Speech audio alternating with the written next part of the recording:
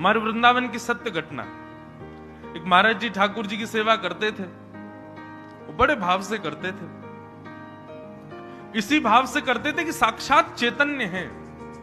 एक बार महाराज जी को कहीं जाना पड़ा 2 दिन के लिए, तो अपने एक सेवक को बोल गए, सुनो तुम्हारे पास एक ही सेवा है क्या, हमारे ठाकुर जी की बड़े अच्छे से सेवा करना।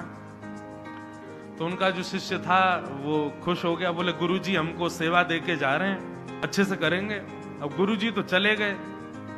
अब पीछे से उस चेला ने क्या किया, ठाकुर जी को देख करके उसको लगा इनमें बड़े मैल लग गए हैं, ठाकुर जी बहुत दिनों से बढ़िया से नहाए नहीं है, इनको आओ चलो आज बढ़िया से नवाएं।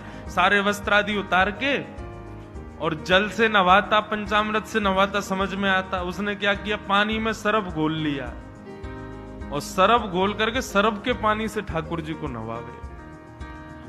अच्छा, इतने में भी उसके संतुष्टि नहीं हुई, तो उसने वो बर्तन मांजने वाली जो वो होती है कठोर सी, क्या बोलते हैं उसको, जो भी होती है वो, उससे लेकर के उसने रगड़े और मारे ठाकुर जी के हाथों पे, गाल पे, ले नाक पे, माथे पे।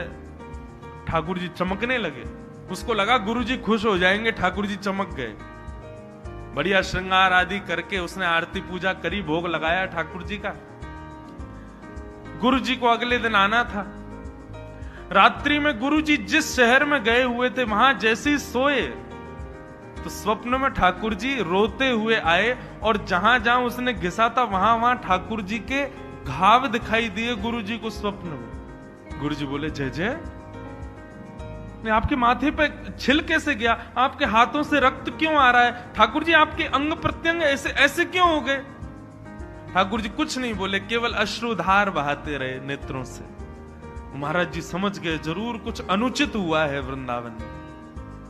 आधी रात में ही दौड़े वृंदावन, सुबह मंगला तक तो पहुंच गए। जैसे ही मंगला में पहुंचे तो चेला आरती कर रहा था ठाकुर जी की। ठाकुर जी चमक रहे थे।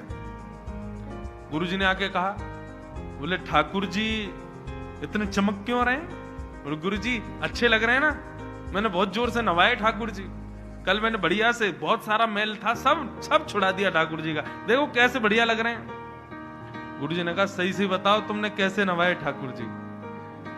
बोले हमने ठाकुर जी को सरफ घोल करके पानी से और उससे घिस घिस के नवाए। गुरु जी रोने लगे, बोले अरे मूर्ख, ये तूने क्या किया, ये कोई मूर्ति थोड़ी है, कोई प्रतिमा थोड़ी है कि तू सर्प से नवा रहा है इनको, साक्षात लाल जी हैं।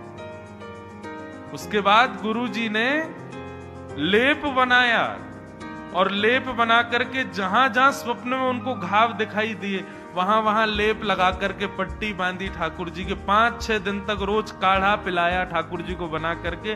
तब जाके 6-7 दिन बाद स्वप्न में ठाकुर जी हंसते हुए दिखाई दिए कि अब हम स्वस्थ हो गए, हमारी जो भी पीड़ा थी अब वो सब निवृत्त हो गई।